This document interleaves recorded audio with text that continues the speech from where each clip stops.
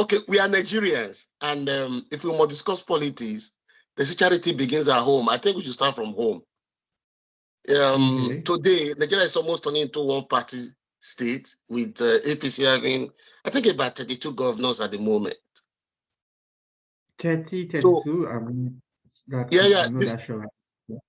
Um, do you think that would be an easy way up for Tinubu in 2027? Is there still opposition? Are we expecting any magic in 2027? Some people say it shouldn't be election anymore because Tinubu have already won. What is your take with the division of the governors? So I feel like the defection of the governor is very, very significant. And so it strengthens APC grip on power while going ahead to weaken opposition party and also party ideology, which was very, very minimum when it comes to Nigerian politics already. We have seen Nigerian politics has been marked by what is called stomach infrastructure. And I also believe that this shapes the 2027 election landscape significantly because of how much importance power has to do with who controls the state, who controls the resources of the state. And that goes ahead to also talk about who controls the resources when it comes to electoral resources. Mm. So But I believe, sorry. there's this narrative that in 2015 that Jonathan had more governors, but most of the governors could not deliver their states. What do you think might change this time? I feel like, for one, the body language and also the political stance of the APC is something that's also very, very important because we saw that there was a free reign for democratic activities when the PDP were in power, and that meant that other institutions of governance were able to carry out their job judiciously, effectively, and efficiently.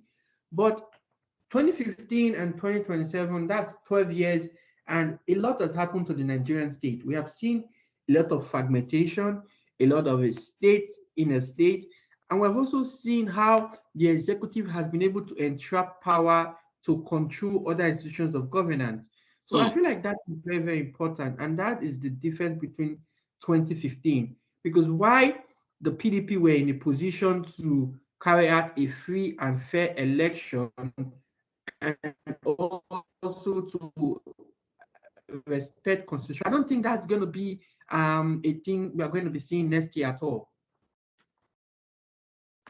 Because there are some proponents that of view that in the last election it was Oliver the North. It was Oliver a northerner contesting and Oliver protecting the northern interest. That it was very easy for a monolithic North, I don't think they're still monolithic, to come behind the Buhari. Now we're having a northern Nigeria that is largely dissatisfied with current government. And some are saying queuing behind a certain candidate might not just be that there might be surprises. Do you believe that can happen at this time? Um, I think I would like to change perception of the idea of monolithic views when it comes to political ideologies or when it comes to political stance in Nigeria.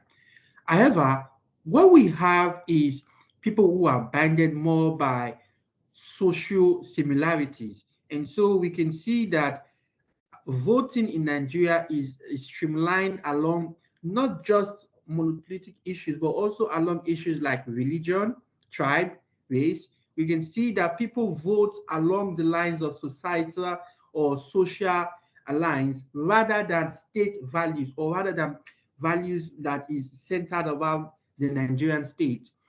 So let's take for example, in the last election, we saw the way the East voted, right? In the last election, we also saw the way most states in the Southwest were prone to vote.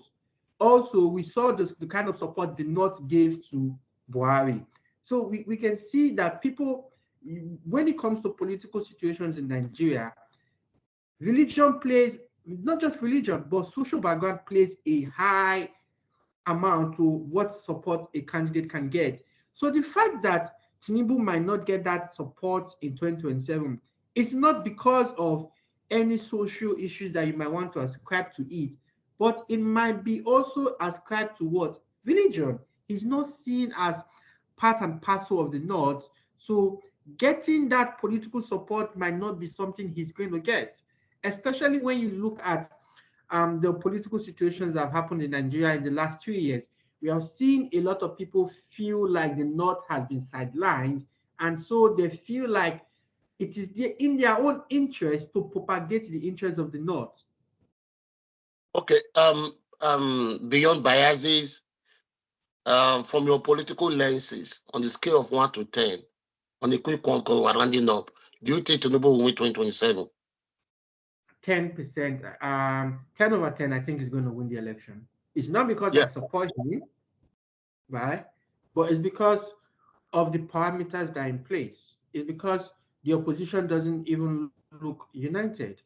And in Africa, the power of efficiency is very, very important. So when you want to remove an incumbent government in power, there has to be an idea of unity. Let's look at Gambia, for example, right? All the political parties decided to come together and say we must have a united front. Same thing in Senegal. Because power is so entrenched in Africa, it's because it becomes very paramount. So to me, I feel like it is quite very scary that less than a year to election, the opposition party are still getting their hands together. And already we can see an APC that is bulldozing its support. Whether we want to accept whether it's the right thing, but we can see the way, not just around, but even in those states. Despite the fact that we thought that the APC was not going to win the last year at the state election, it did, surprisingly. But Mr. Victor, I want to thank you for this very insightful moment with you. But that of Edo State is another is the discussion of another day. Did they actually win? What happened there? Well, that would be another conversation. So, like I said, thank you very much for this. I think we've done more than 5 minutes. Well, thank you for this very insightful look into your upcoming election in 2027. Thank you very much. God bless you. Thanks. Yes.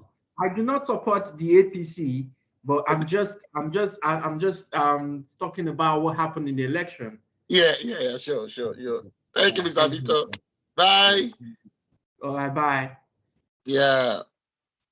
So